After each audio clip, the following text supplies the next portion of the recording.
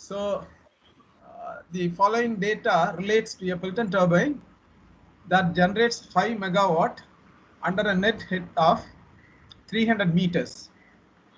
Speed ratio, that is jet speed to blade speed ratio, is 0.45. Jet ratio is m equal to 12. Angle of jet deflection 165 degrees. Velocity coefficient of nozzle is 0.797. Overall efficiency is 86%. Friction loss of buckets 10%. Determine the diameter of the jet, diameter of wheel, tangential force on the buckets, synchronous speed.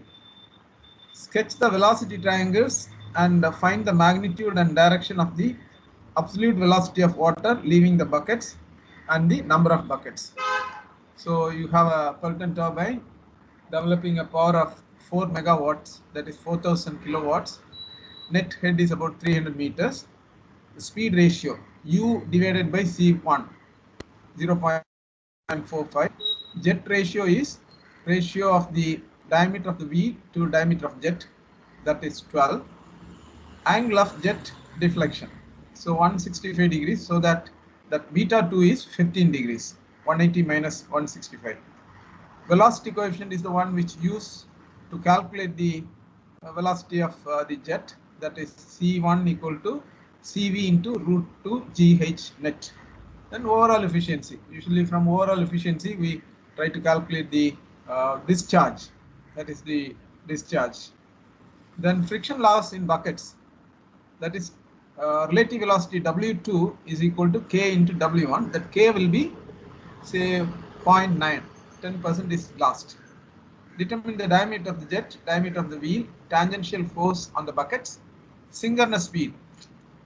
Okay, that is 3000 divided by the number of pairs of magnetic poles you can have. So that should be a round number. Sketch the velocity triangles and find the magnitude and direction of the absolute velocity of water leaving the buckets and the number of buckets. Number of buckets, there is a simple formula. It is 0.5 of m, jet ratio m into 0.5. So if it is 12 divided by 2 is 6 plus 15, 0.5. Okay.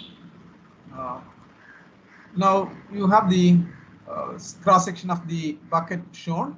The velocities are indicated there, C1 and which is equal to U plus W1. At inlet, the velocity triangle becomes a straight line only. At the exit, you have the velocity triangle, the relative velocity W2, then the velocity U, then the absolute velocity C2. You are asked to find out the magnitude and direction of C2. Okay. Then the relative velocity is turned by an angle of 165 degrees, so that the beta 2 which we show in the velocity triangle is 15 degrees. Now from the given power is equal to rho g q h net into overall efficiency. So all these details are given except q, which can be determined. So when you substitute the values, you get discharge as 1.58 meter cube per second. Now to get the diameter of the jet, you have to divide the that is Q, the discharge is equal to area of cross section of the jet into C1. So you have to calculate C1 now, because discharge we have calculated. C1 is given by CV into root 2 GH net. So 0.97 into 2 into 9.81 into 300 under root. So that comes to around 74 meters per second. Now diameter of jet can be calculated by the equation indicated. So Q divided by area of cross section of the jet should give you C. So from that equation we get diameter of jet. You find it to be 0.164 meters, that is 164 millimeters. Then that jet wheel ratio, Okay, from that the diameter of the wheel is calculated to be 1.97 meters, around 2-meter diameter. Jet is about 160 millimeters. Okay, now to calculate the force on the buckets. See, one thing, force on the buckets you can easily calculate or approximately calculate. You know the total power. Power is equal to torque into angular velocity. So once you know the speed, you can calculate torque. Then torque is equal to force into that radial distance, that is diameter of the wheel by 2. That way also you can calculate. This is from the velocity triangle. So force is equal to m dot into C1 minus Cu2. Basic momentum equation. One-dimensional momentum equation gives you that. Now, Cu1 is nothing but C1, the velocity of the jet. Then m dot is nothing but discharge into density. You have to calculate Cu2. So Cu2 from the velocity triangle, see, from the velocity triangle, Cu2 will be W2 cos 15 minus U, and W2 is nothing but W1 into that 0.9. Okay, so see, Cu2 is U minus W2 cos 15. Yeah, see, I have taken Cu2 positive in the direction of the jet, so that is why U minus W2 cos 15. U is not, or yeah, U we can calculate from the jet speed ratio. So T1 into 0.45, that comes to 33.5. Then the relative velocity at exit is 0.9, that friction factor into W1. So finally you get the exit velocity W2 as 36.8 meters per second. So that Cu2 is equal to U minus W2 cos 15. Cu2 is equal to U minus W2 cos 15. So you get a value of minus 2.1, a small value. Ideally, if it is 0, it is good. Okay, no velocity is lost there. Then to get the force, it is F equal to m dot, that is rho q, into Cu1 minus Cu2. Now Cu2 carries a negative sign, so you have 74.4 plus 2.1, and finally the force amounts to 120.9 kilonewtons. That is the force bucket. Okay. Now, if you really look at the situation, will this force be always acting on the buckets?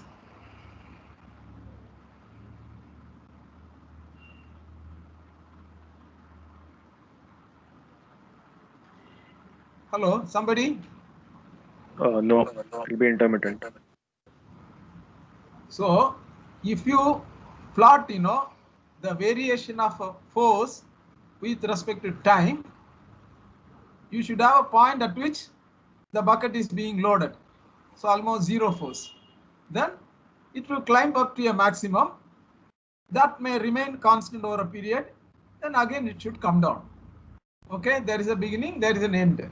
If you think of the interaction between a single blade and the jet, a beginning, an end, and a course, some variation. Maybe the course may be the maximum period. Okay, so this you should understand. Then the synchronous speed. So we have, U is equal to the tip speed, pi d n by 60, pi d wheel n by 60. So from this, having known the blade velocity U, we can calculate n. N comes to 324. So you have, the 3000, that is synchronous frequency of our electrical power generation, 50 cycles per second, 50 into 60, that is 3000 per minute. So that you divide by the RPM, you get around 9.2. So one can select 9 pairs of poles. One can also select 10 pairs of poles. Okay. So here I have just put 9 only. You get a value of the synchronous speed as 333.3 revolutions per minute. I think somebody asked a question, yesterday. Is that person there about synchronous speed? Yes, sir. Okay. So what is your doubt? So whether the speed can be more than synchronous speed. Like yesterday, you told we would use 6 poles. I think it was 568 RPM and we chose 600 RPM. So if we use six pair of poles, then it would come around 500 RPM. So like even if synchronous speed is less, is that fine? Yes, little bit. See, I don't know whether really it very much matters. Okay, but for present consideration, plus or minus, yeah, either higher and other. Okay, that is according to our design calculations. Whether one would always go for a lower synchronous speed, I'm not very sure about that. Okay. Now coming to then we can calculate the new diameter of the wheel, because now the RPM has reduced. So from there you can get the diameter of the wheel around 1.92, little less than 2 meters. Okay. Now exit velocity. So it is here you should have some idea about the velocity triangle.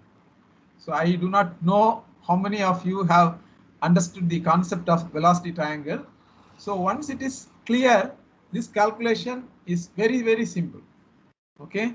Now look at the velocity triangle at exit. Remember, W2, the relative velocity, should be drawn tangential to the exit point of the flow geometry, the shape of the bucket. So that is W2. Then along with W2, you vectorially add U, and you get the vector C2. Even there is a definition that velocity triangle is the graphical representation of the vector equation C is equal to U plus W. That is the proper definition of velocity triangle. The vector, the representation, the graphical representation of the vector equation. Absolute velocity is equal to blade velocity plus relative velocity. Of course, here it is understood that the person has an idea about how to add two vectors. So that is the fundamentals. When two vectors are given, how do you add, how do you subtract? That one should be clear. Okay, so once you know that, so you calculate the velocity as square root of the two components. The CF2 is the sine component of W2. So having calculated W2, immediately you can calculate CF2, the flow velocity component. Then CU2, again, yeah, already we had calculated CU2, 2.1. So from that, you get the absolute velocity. You find that not much difference between CF2 and C2.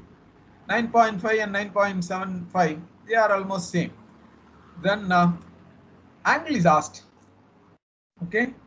That is tan alpha 2 is CF2 by CU2.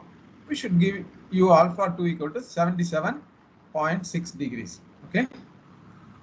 Number of beacons, already I said this usually they take 0.5 into m plus 15. So that is how m also there's a range of value, not much, maybe around 12. If you take 12 into 0.5 is 6, 6 plus 15, 20.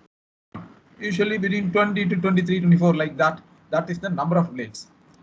Such small equation is not there for steam turbines or things like that, gas turbines. Okay, so many considerations will be there. You will find number of blades there. Okay, now with this, I think we close Pelton turbines. We get into reaction turbines. Okay, hydraulic reaction turbines. And civil engineering people usually use the term pressure turbines, because the other one, impulse turbine, it is little different. Pressure turbine means the whole casing, everything is always under pressure. So under this, we have these following turbines: the Francis turbine, Darius turbine, Kaplan turbine, propeller turbine. Okay, and chronologically, Francis turbine was the first one, then came Kaplan, then came turbine. Okay, well, we will have to see what they look like and all those things. Okay, you have to see some diagrams. Now, generally, reaction turbines will have a casing which has a hydraulic function of efficiently converting some of the pressure into velocity. Okay, efficiently not covering, it is converting. Okay, one N is missing there. So you have a hydraulic function. This is in contrast to the casing you provide for Pelton wheels. Pelton turbines, a casing is there, but it doesn't have any hydraulic function. It has other safety and other mechanical aspects. You know, the bearing has to be supported and all those things. So you definitely need a casing there. Then they have a ring of guide blades to regulate the flow. That means to reduce or increase the flow. Quite similar to a valve. And this ring of guide blades will be just before the entry to the runner or the rotor. Remember, in hydraulic turbines, the term runner is preferred. In steam turbine, gas turbine, nobody will call the runner. The rotating thing is called a rotor. Steam turbine rotor, gas turbine rotor. That is the terminology used there. Here they talk about runner. Okay. Then these reaction turbines, they have a draft tube which connects the runner exit to the tail race. This helps in keeping the turbine 3 to 4 meters above the tail race. Now, coming back, okay, you can see the Francis turbine, a typical and the first maybe reaction turbine which was used. So I have given, you know, two views. Say one is cross-sectional view, what is you see below. See, cross-section means both can be considered as cross-section only. So the one you have in the bottom, okay, where the shaft is shown, the draft tube is shown. What sort of cross-section is this? What is the name associated? Meridional. Meridional. Please, those who do not know that, at least now try to remember. A meridional section means it will contain the axis. So other one is perpendicular to the axis. Okay, here axis will be seen as a line. Perpendicular means axis will be seen as a point or a circle if it is a shaft. Okay, this is meridional cross section. Okay, so in this view only, in the runner you see, you know, the flow enters radial and maybe finally little inclined it is coming. I may call this a mixed flow rotor.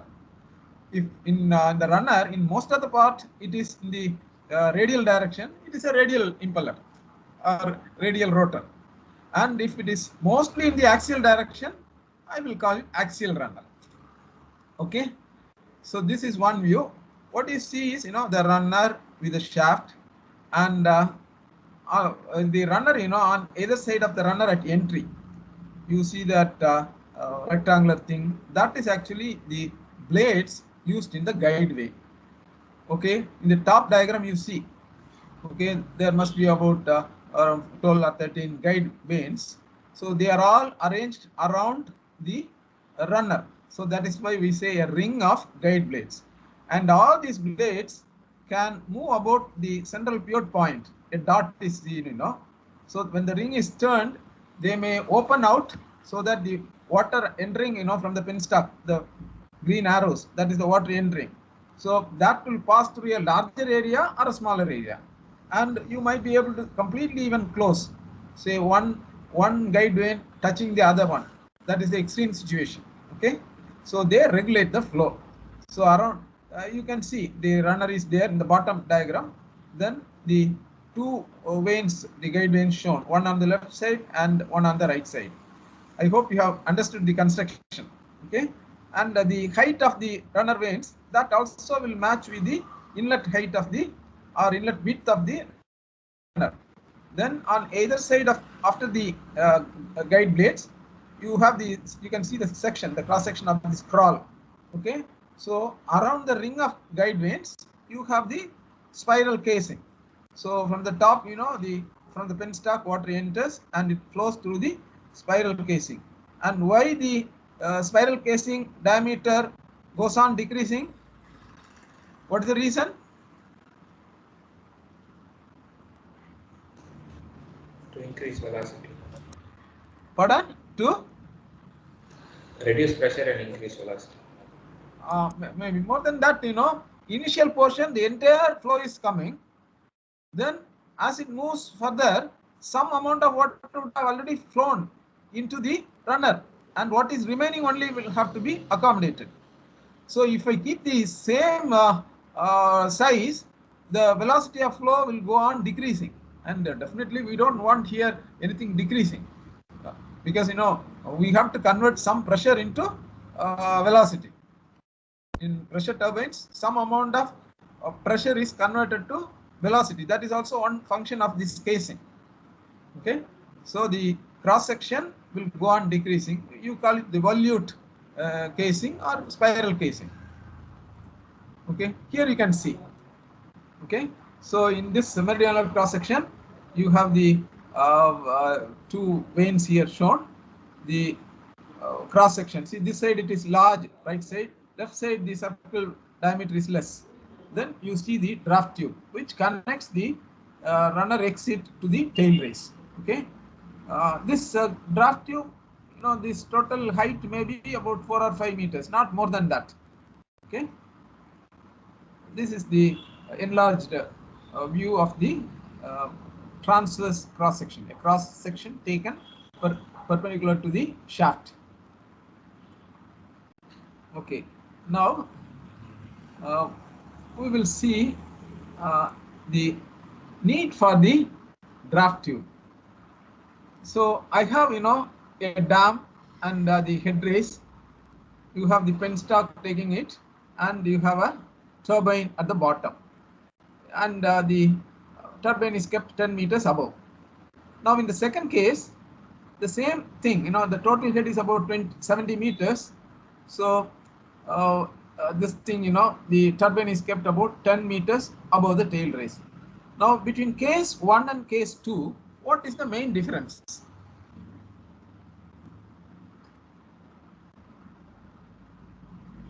See, anyhow, the runner is at the same height in both the cases. Okay, 70 minus 10, at 60 meters height only you have the runner in case 1 and case 2. So what is the difference between these two?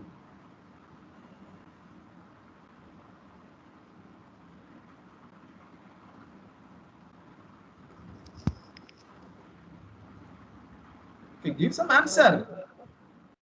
Sir, in case 1, the pressure at the exit is atmospheric pressure, but in case 2, pressure at the exit is less than the atmospheric pressure.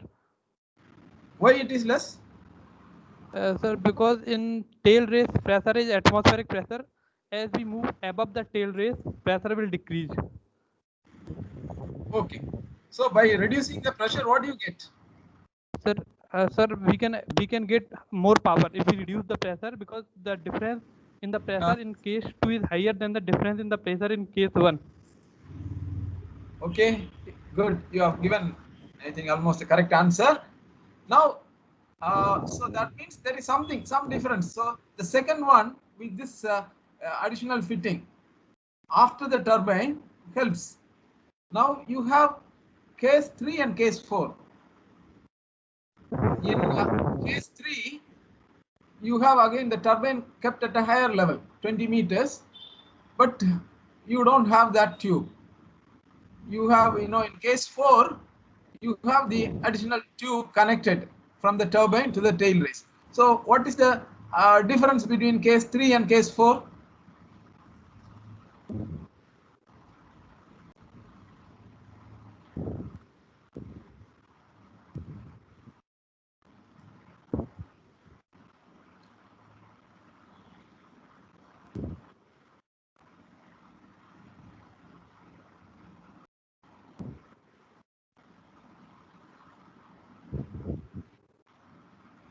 Anybody? Is Vishnu attending? Yes, sir. Vishnu, tell me. The same reason, sir, I guess. Again, as he told, the pressure below the tail race will be less than the atmospheric pressure. So this case 4 and case 2 are one and the same? Yes, but the turbine is a bit elevated. So case 2, the more power will be converted because More there power. is because So there's more heads. here 20 have that much head. Case 4. Yes, sir. Where was the head last? In elevating the turbine. Yeah, here also it is elevated. That means between this and another case where I lower the turbine to the water bottom, this case 2 is having a disadvantageous position because it is kept higher. Pardon? See, case 1, I have kept the turbine 10 meters elevated. Instead of that, say I keep it at the tail race itself. Okay. So when compared to that, you think of the case 2 where it is elevated at 10 meters. Then which one is better in that case? Okay. So you feel that when it is 20 meters elevated, it is in a disadvantaged position when it is elevated at 10 meters and it has that draft tube. That draft tube. Okay. So definitely between case 3 and case 4, case 3 is not so good. Correct? It is not at all available. So here in case 4, see, there are some limitations. This height, which you can keep should be theoretically around 10 or less than 10, but practically people don't go above some 3 or 4 meters, and in many cases they will keep it below. By keeping it below, not much problem. You will get the entire head of 70 meters. Only thing is, there is one advantage of keeping the turbine slightly above the tail race. Okay, that is when it is above the tail race, it is not flooded with water. So always, one can get into the turbine, inspect the turbine, runner, rotor, all those things. So inspection will be easy. Otherwise, without a method of closing, the entry part, then remove the water and then get into that. Okay, now to understand some of these points, let us get into the theory of draft tube. Okay, so the draft tube principle.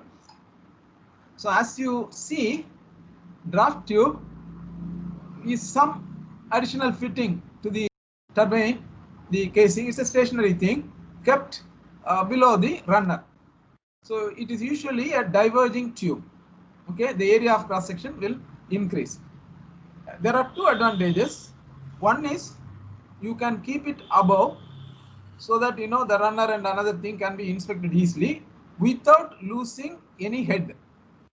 The total head, that height part is not lost. The second one is you can further increase the efficiency by having an enlarged section so that the overall efficiency of the turbine can be increased.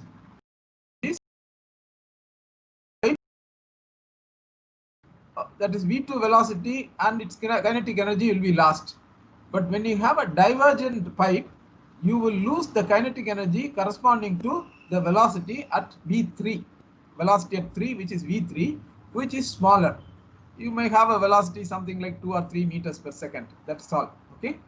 Now, how it works, we will see here. Okay. Now, see, the basic thing is, the height of the total height of the draft tube is HD. Okay, so between 0.2 and 1, this is a conical draft tube, so height is HD, and the tail race HS from 0.2. Okay, 0.2 with respect to tail race is HS. Then on the tail race, atmospheric pressure is acting. We also consider 1 point on the surface of tail race, that is 0.4. The for calculation of the geodetic head or the elevation head, Z is equal to 0 is kept at the level of 3. Okay. Now we apply Bernoulli's equation between points 2 and 3. P2 by rho g plus C2 square by 2g plus HD is equal to P3 by rho g plus C3 square by 2g plus 0, the head, plus head loss between 2 to 3. So that is the basic Bernoulli's equation. Now next we write the Bernoulli's equation between 3 to 4. So I write P3 by rho g plus C3 square by 2g plus the elevation at 0 is equal to P atmospheric by rho g plus HD minus HS, that height, plus the loss, head loss between 3 and 4. Okay. Any doubt in these two equations? Because you should not come to this later.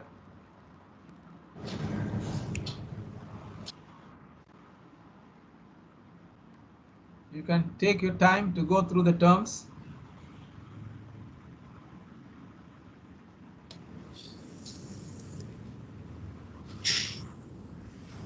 Okay, then I will continue.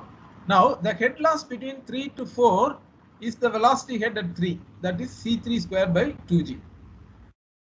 So now coming back to the previous equation, P3 by rho g plus C3 square by 2g is equal to P atmospheric by rho g plus HD minus HS plus C3 square by 2g.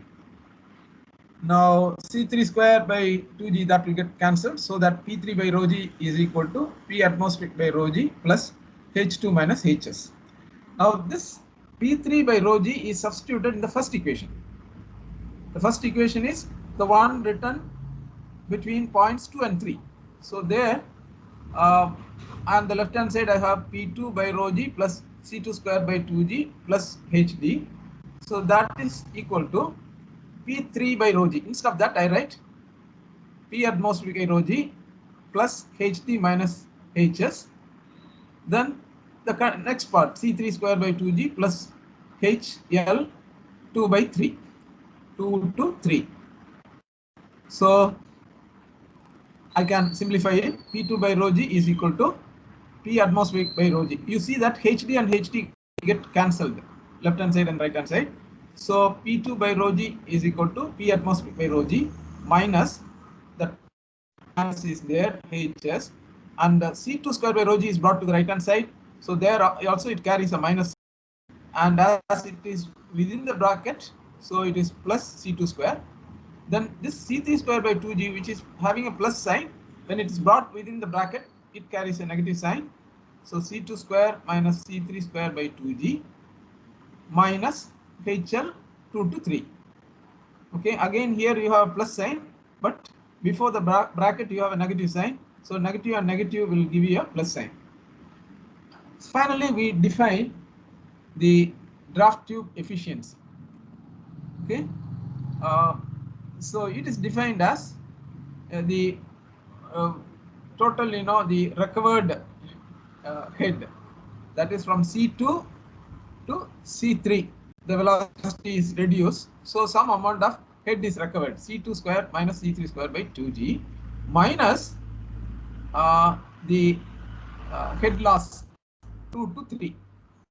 Okay, the net head recovered by the maximum that is possible in the absence of any loss. That is the efficiency of the draft tube. So C2 square minus C3 square by 2g minus the head loss from 2 to 3 divided by C2 square minus C3 square by 2g. So that now the term HS, see, that can be expressed in terms of the diffuser efficiency. Okay, so diffuser efficiency into C2 square minus C3 square by 2g will be same as C2 square minus C3 square by 2g minus HL 2 to 3. So this C2 square minus C3 square by 2g minus head loss 2 to 3 that you find in the equation above. So instead of that, you substitute efficiency of the draft tube multiplied by C2 square minus C3 square by 2G. Okay, that is the final expression. So effectively we are convinced that the pressure at point 2 is definitely less than atmospheric pressure, because P2 by rho g is P atmospheric by rho g minus a term. So there HS contributes a lot of things. Then the other part also, draft tube efficiency into C2 square minus C3 square by 2G, that also will contribute. But you know, the maximum height you can have is corresponding to atmospheric pressure head only. So when you know this is more than that, what might happen?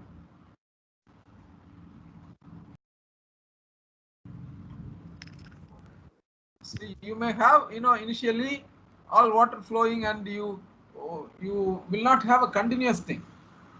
Okay, there will be cavitation, extensive cavitation occurring. So that is one reason, though you know it loses some advantage when you keep it below. You have to keep the turbine below. In many reaction turbines, where the turbine assembly that is there is kept 2 or 3 meters below the water. And we had also seen that in the pumped storage system, the whole thing is kept underground and below. Okay, so there is a special reason. So what is that? Do you remember? Priming. Pardon? Priming. Yeah. See, when it works as a pump, it has to suck water. Priming. Yeah, I didn't hear it properly. So priming. So when the reversible, that pump turbine works like a pump, it has to draw water from the tail race. So when it has to draw, the pump has to be primed. So when it is always, you know, primed like this, such a suction is called flooded suction. Flooded suction. Okay, when the pump, that suction head is, you know, maybe it is negative. Usually when you say HS positive means the pump is above the tail race. So maybe when the pump is below the tail race, you may have to say it is negative suction head. Okay, so that is being used. Any doubt in this?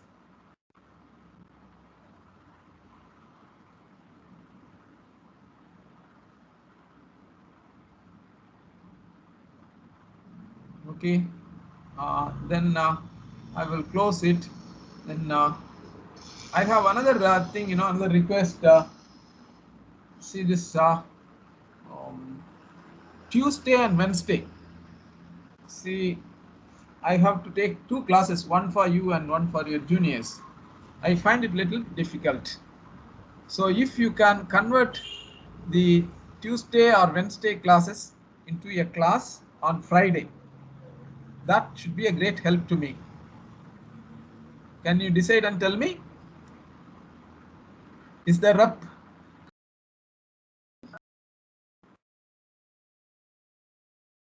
Convey it to the representative. You can decide. Huh? Is that clear? My request? Yes, sir. Yes, sir. Okay, please do that. Then we'll meet, I think, on Tuesday. Thank you, sir. Okay. Thank you, sir.